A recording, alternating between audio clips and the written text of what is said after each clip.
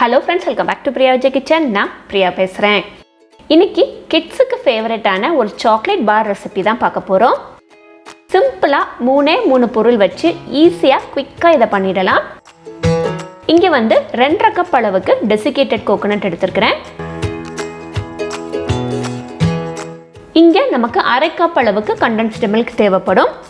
இதில் முதல்ல 1/4 கப் அளவுக்கு ஊற்றி நம்ம நல்லா கலந்து விட்டுட்டு அதுக்கப்புறமா இன்னொரு 1/4 கப் சேர்த்து நம்ம திரும்பவும் கலந்து விட்டுக்கலாம். இந்த மாதிரி நம்ம தனித்தனியாக ஊற்றுறதுனால மொத்தமாக ஒரே இடத்துல போய் டம்ப் ஆகாமல் நல்லா ஒன்று போல் ஈவனாக ஸ்ப்ரெட் ஆகிறதுக்காக. இது சரியான பதம் வந்துருச்சான்னு பார்க்கறதுக்கு லைட்டாக எடுத்து ஒரு உருண்டை உருட்டி பாருங்கள். ஷேப் பண்ண முடிஞ்சது அப்படின்னா ஓகே, இது நம்ம கரெக்டாக மிக்ஸ் பண்ணிட்டோன்னு அர்த்தம்.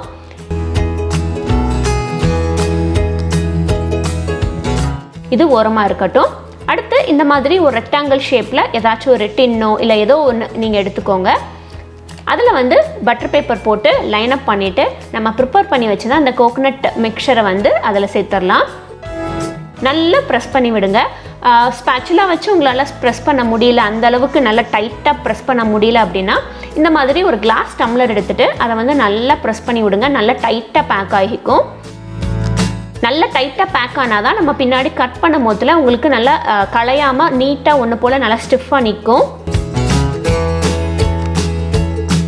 அடுத்து இதை நம்ம ஃப்ரீசரில் வைக்க போகிறோம். ஒரு 1 hour வரைக்கும் ஃப்ரீசரில் வச்சு எடுத்துக்கலாம். இன்றைக்கி வந்து நான் மில்க் சாக்லேட் எடுத்துருக்கிறேன். உங்களுக்கு விருப்பமான சாக்லேட் ஃப்ளேவர் நீங்கள் எடுத்துக்கோங்க.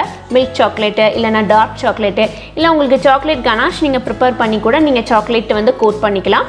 எதுனாலும் நம்ம இஷ்டம் தான். ஸோ டபுள் பாயிலிங் மெத்தட் படி நான் சாக்லேட்டை வந்து இங்கே மெல்ட் பண்ணிட்டேன்.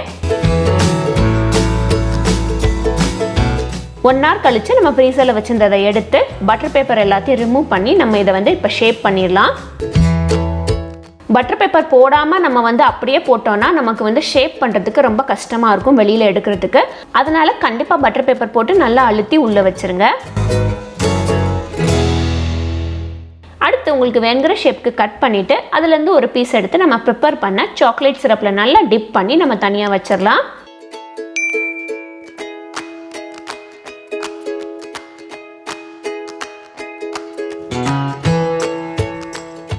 ஒரு ஃபோர்க் வச்சு லைட்டாக மேலே வந்து உங்களுக்கு வேங்கிற டிசைன் போட்டுக்கோங்க. டிசைன் போடலைனாலும் பரவாயில்ல, அதுவும் பார்க்குறதுக்கு அழகாக தான் இருக்கும்.